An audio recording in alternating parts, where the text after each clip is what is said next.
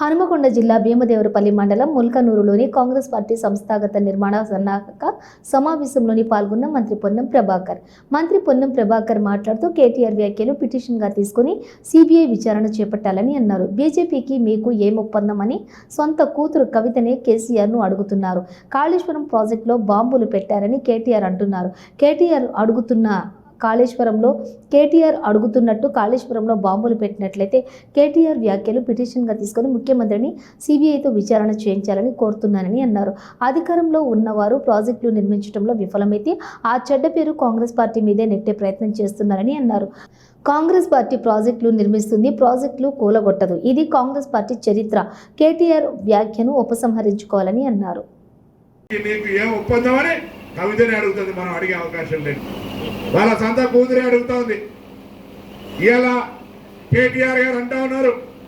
కేటీఆర్ ఏమంటున్నాడు? కాళేశ్వరంలో బాంబులు పెట్టినని.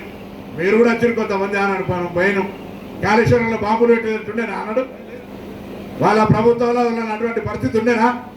ఇలా కేటీఆర్ అడుగుతున్నట్టుగా కాళేశ్వరంలో గల బాంబులు పెట్టినట్టయితే కేటీఆర్ మాటను ఒక పిటిషన్గా తీసుకొని నేను గౌరవ ముఖ్యమంత్రి గారిని కోరుతా ఉన్నా, సిబిఐ విచారణ చేయించండి, లేదా ఇతర ఏ ఏజెన్సీతో విచారణ చేయించి. ఎందుకంటే కాంగ్రెస్ పార్టీపై అపనిందం మోపుతా ఉన్నాడు. అధికారంలో ఉన్నది వాళ్ళు.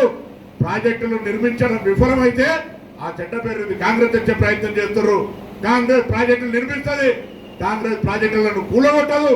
ఇది కాంగ్రెస్ చరిత్ర అనే మాటని సందర్భంగా మనవి చేస్తూ నేను ముఖ్యమంత్రి గారిని అందరి చప్పట్ల ద్వారా కోరుతా ఉన్నా, ఆ మాటల్ని విచారణకు ఆదేశించండి, లేదా కేటీఆర్ ఆ మాటలు ఉపసంహరించుకోవాలని డిమాండ్ చేస్తూ రేపు వచ్చేటువంటి స్థానిక సంస్థల ఎన్నికల్లో నాకంటే ఎక్కువ కష్టపడతారు మీ గెలుపు కొరకు.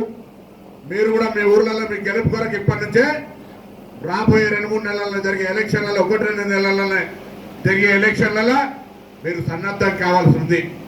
ఎట్లా సన్నద్ధం కావాలి? ఒకటి పార్టీ పునర్వ్యవస్థీకరణ, 2 ధైర్యంగా చాతిపించి గల్లా వేగుట్టుకొని గ్రామాలకు మనం కార్యక్రమాలు చెప్పుకునే అవకాశం ఉంది. గత ప్రభుత్వం చేస్తున్న కార్యక్రమాలను యథావిధిగా చేస్తూనే ఇవాళ మనం అనేక కార్యక్రమాలు తీసుకుంటా ఉన్నాం. ఆర్థిక విధ్వంసం జరిగిన తర్వాత రాష్ట్ర ఖజానా ఖాళీగా ఉంటే శ్వేతపత్రం విడుదల చేసి కూడా ఒక క్రమశిక్షణతోటి 6 నిమిషాలు కృషి చేస్తూ ముఖ్యమంత్రి రేవంత్ రెడ్డి గారి నాయకత్వంలో మంత్రులు, శాసనసభ్యులు, పార్టీ నాయకులు ఎప్పుడు కష్టపడుతూ అనేక కార్యక్రమాలు చేస్తూ ఉన్నాం. రకాలుగా మన బాధ్యత నిర్వహిస్తా ఉన్నాం. నేను ఒకటే కోరుతా ఉన్నా, మనం రేపు రాబోయే రోజుల్లో భీమదేవరపల్లి మీద కాంగ్రెస్ జెండా ఎగరాలి. అందుకు మనమంతా కష్టపడాలి.